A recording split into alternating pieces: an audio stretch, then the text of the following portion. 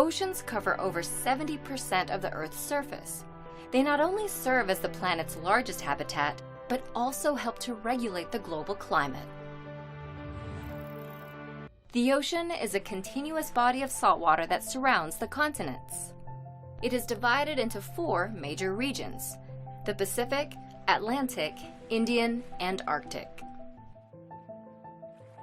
The ocean contains traces of all chemical elements found on Earth, but it tastes salty because of sodium and chloride ions in rainwater runoff and minerals from geothermal vents on the seafloor.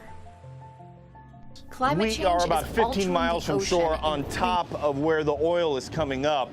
And not only can we smell it, you can also see it. In 2004, Hurricane Ivan destroyed the MC-20 oil platform operated by Taylor Energy.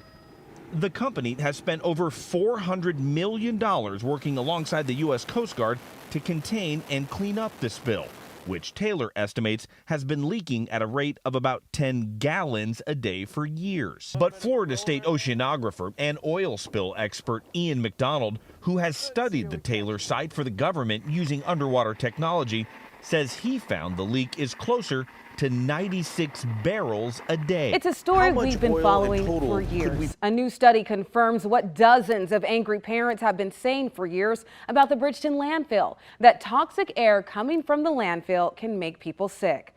5 on Your Side's Brittany Berner spoke with a group of moms who say they want this toxic site taken care of and the families living near it relocated. And during those years, the residents were told although the odor was bothersome, there was no real health effects, but according to a new study, there was. The Missouri Department of Health and Senior Services tested air data collected near the landfill in Bridgeton, and it showed the sulfur-based compounds being Team released from the Series, site championed by your Southern California Toyota dealers. Or working nearby. Welcome back, everyone. So every week we are celebrating people who are making their mark with STEAM careers. And today we're focusing on engineering. We went to a Sun Valley landfill to meet a woman who manages trash storage.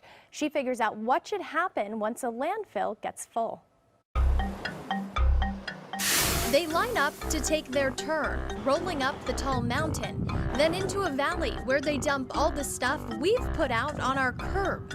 This is Waste Management's Simi Valley Landfill. We kind of think of landfills as the dump, you just pile your trash in there, but that's not really the case. The way Amanda Duchenne looks at landfills, it's essentially, the legacy that we as people are leaving on the planet. And it's Amanda's job to make sure the stuff we toss gets safely stored in its forever home. I'm a landfill supervisor here with Waste Management.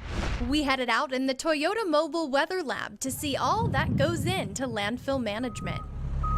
You know when your trash gets smelly when it sits around too long? We're going to turn now to that wildfire emergency in California. Take a live look. Those are the flames in San Bernardino.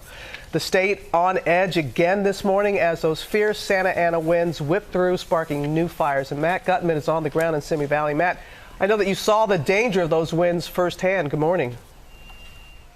Hey, good morning, Robin. That's right. Just about a half mile away, we were on a highway when that fire flashed right over us. The heat was enormous, and those firefighters incredibly just stood their ground. Now, we got saved by tankers dropping water, but we saw that fire gallop hundreds of yards in just a couple of minutes, and it gives you a sense of what firefighters and the conditions that they're battling here this morning and why we've seen multiple new fires erupt just over the past several hours.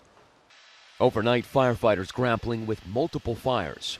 The wind this morning showing inferno after inferno. Hi, everyone. We want to get right to that news. That state of emergency in California with wildfires burning across the state. The death toll is now rising and the weather is not helping. Meteorologist Mel Griffin is here with me in studio taking a look at how this is all being affected. Mel, we have fires in the north, fires in the south, and the winds are not helping the situation. When that fire flashed right over us, the heat was enormous, and those firefighters incredibly just stood their ground. Now, we got saved by tankers dropping water, but we saw that fire.